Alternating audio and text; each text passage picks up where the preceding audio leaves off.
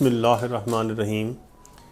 شعور T V کے programme میں کوشش کرتے ہیں کہ صحت و تندرستی کا یہ پروگرام جہاں تک ممکن ہو سکے آپ کے لیے مفید معلومات آپ تک پہنچائیں۔ ناظرین اکرام، چند دہائیوں سے دنیا بھر میں مسلسل گردے کے امراض میں نمایاں اضافہ ہو رہا ہے۔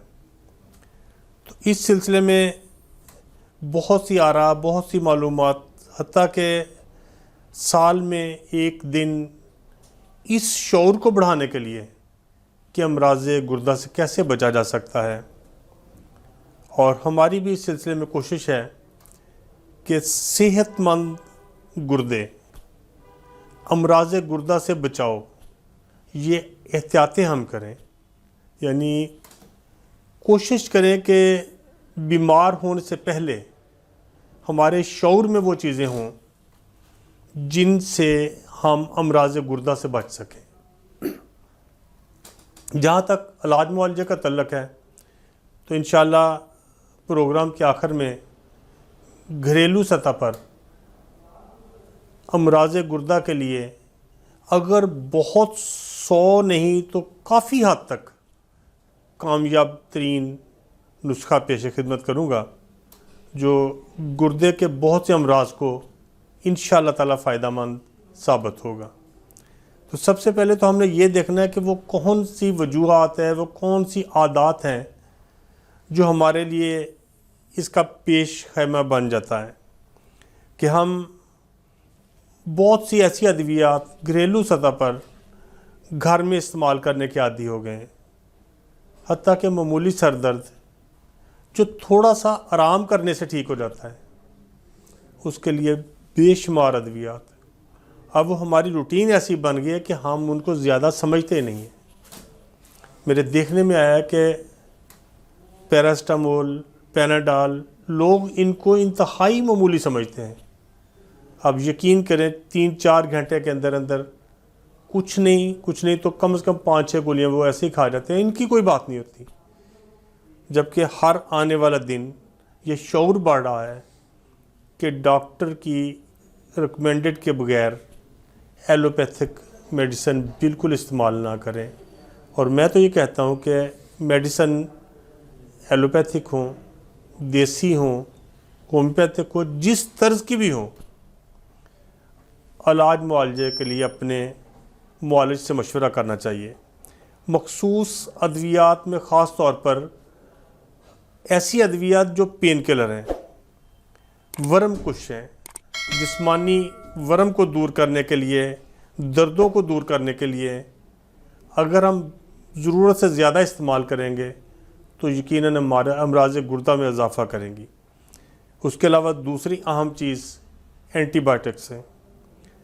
ایک معالج کے لیے بھی اینٹی بائیوٹکس کا مریض کے لیے سجیسٹ کرنا انتہائی مشکل کام ہے، لیکن دیکھا یہ گیا ہے کہ ہمارے معاشرے میں اینٹی بائیوٹک بڑے تسلی سے ایک سے دوسرے مریض کو بتا دی جاتی ہیں، میں نے یہ کھائی تھی آپ بھی یہ کھاؤ۔ تو میرے خیال کے مطابق اینٹی بائیوٹکس اپنے طور پر استعمال نہیں کرنی چاہیے، معالج کے مشورے سے استعمال کریں۔ ہربل میڈیسن میں خاص طور پر اگر سپلیمنٹ کی بات ہو تو معالج کے مشورے سے استعمال نہ کریں۔ بطور طبیب مطب پر بیٹھ کر میں نے بہت سے لوگوں کو دیکھا ہے کہ وہ فوڈ سپلیمنٹ سے بھی بیمار ہوئے ہیں، کہ کچھ مریضوں کو ایسی کچھ پرہیز بتانی ہوتی ہے ہم نے کہ ان کی خوراک میں چکنائی نہ ہو، انڈے کی زردی نہ ہو، اور فوڈ سپلیمنٹ میں وہی چیزیں زیادہ ہوتی ہیں۔ تو ایسی صورت میں معالج آپ کا بہتر مشورہ دے سکتا ہے۔ اب اس میں وہ ہربل ہوں یا ایلوپیتھک ہوں تو یہ امراض گردہ میں اضافہ کرنے کا ایک باعث ہو سکتا ہے۔ جہاں تک کھانوں کا تعلق ہے، ہمارے کھانوں میں ہر آنے والا دن فوڈ سپلیمنٹ کے علاوہ باہر کے کھانوں کا رجحان بڑھتا جا رہا ہے۔ اگر کھانوں میں نمک زیادہ نہ ہو، گوشت زیادہ نہ ہو، چکنائی زیادہ نہ ہو، تو شاید ہمارے ہوٹل والوں کا، ہمارے باربیکیو والوں کا کام ہی چلنا بند ہو جائے۔ جہاں تک یہ ان کا ٹیسٹ بڑھانے کا تعلق ہے وہ اپنی جگہ، لیکن امراض بڑھانے کا ایک بڑا سبب نمک کی زیادہ مقدار، گوشت کا زیادہ استعمال، چکنائی کا زیادہ استعمال، جو گردوں کے لیے انتہائی نقصان دہ ثابت ہو رہا ہے۔ مختصر باتوں میں پانی کی اپنی اہمیت ہے۔ دیکھا یہ گیا ہے کہ بہت سے لوگ امراض گردہ میں اس لیے مبتلا ہو جاتے ہیں کہ وہ اگر سارے دن میں 2 گلاس پانی بھی پیتے ہیں اور ان سے جب پوچھا جاتا ہے کہ آپ پانی کم پیتے ہو تو وہ کہتے ہیں کہ جی ہم تو بہت پانی پیتے ہیں۔ تو ان احتیاطی تدابیر کو اگر ہم غور سے پڑھیں گے، دیکھیں گے، سنیں گے، ہمارا شعور اجاگر ہوگا، تو اللہ کے حکم سے امراض گردہ سے بچنے کے بہت سے مواقع ہمارے پاس گھروں میں موجود ہیں کہ ہمیں چاہیے کہ موسم کے مطابق پانی کی مقدار کا تعین کریں کہ کتنا پانی پینا چاہیے۔ پانی کی کمی امراض گردہ کا باعث بن جاتی ہے۔ اس کے علاوہ ہر آنے والا دن ہماری خوراک میں ایسی چیزیں شامل ہو رہی ہیں جن میں چکنائی، نمک، گوشت زیادہ ہے، لیکن ورزش کم ہوتی جا رہی ہے۔ افسوس کی بات ہے کہ جس کا کوئی بل نہیں آتا، مختصر ٹائم کے لیے، یعنی اگر دن میں 2 دفعہ 15-20 منٹ صبح شام ایکسرسائز کر لی جائے تو اللہ کے حکم سے نہ صرف امراض گردہ بلکہ شوگر، بلڈ پریشر اور امراض قلب کے لیے بہت فائدہ مند ثابت ہوگی۔ تو خاص طور پر صحت مند افراد اس عادت کو سب سے قیمتی سمجھیں۔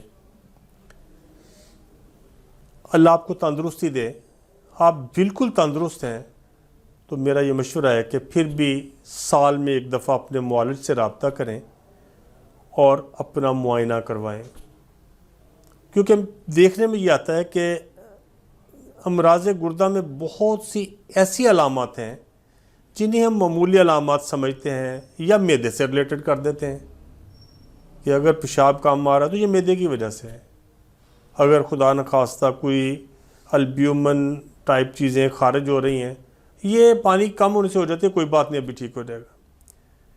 تو ان چیزوں کو ہم نے محتاط طریقے سے نوٹ کر کے اپنے معالج تک مشورے کے وقت پہنچانا ہے۔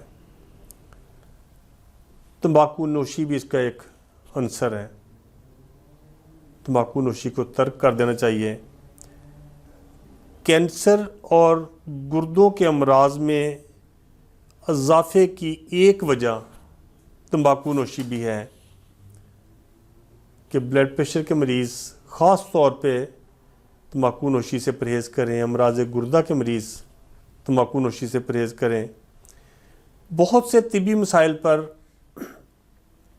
ہم صرف ان باتوں پر احتیاط کر کے قابو پا سکتے ہیں، تو کوشش کریں کہ بیمار ہونے سے پہلے اللہ کریم نے جو ہمیں صحت سے نوازا ہے اس صحت کو برقرار رکھنے کے لیے اپنا شعور اجاگر کریں اور ایسی چیزوں پر توجہ دیں جو آپ کو صحت رکھنے میں معاون ہے۔ بہت سے ہمارے پینے والے مشروب ایسے آ رہے ہیں جن میں شاید کچھ الکوہل کی مقدار ہوتی ہے، تو خدا را ایسے مشروبات سے پرہیز کریں، کوشش کریں کہ الکوہل والے مشروبات استعمال نہ کریں۔ جہاں تک امراض گردہ سے بچنے کے لیے گھریلو طور پر نسخہ جات کا تعلق ہے تو پھلوں میں خربوزے کے بیج اور اس کا چھلکا امراض کے لیے، گردے کے امراض کے لیے لاجواب چیز ہے۔ موسم کے مطابق اگر سردی ہے تو پورا خربوزہ کنڈی میں گھوٹ کر پانی ڈال کر ہلکا سا گرم کر کے بھون کر مریض کو پلا دیں۔ اگر گرمی کا موسم ہے تو پھر پانی کو گرم کرنے کی ضرورت نہیں، نارمل ٹمپریچر پہ پانی ڈال کر بھون کر مریض کو پلائیں۔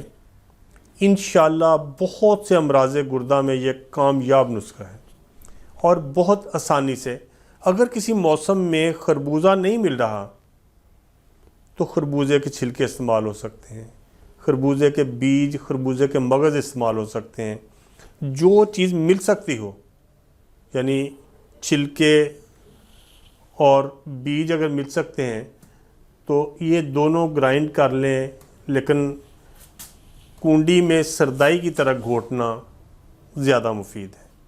السلام علیکم۔